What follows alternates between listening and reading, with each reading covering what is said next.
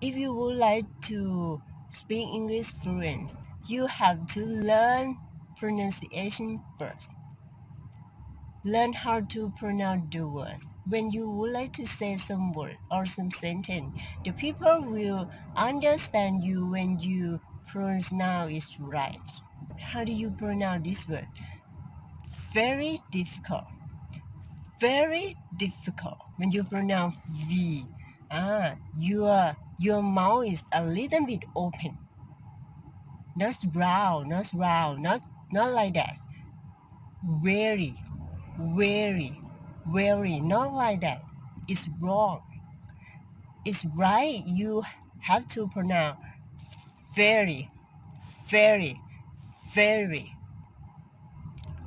For different, very different, very different, very different.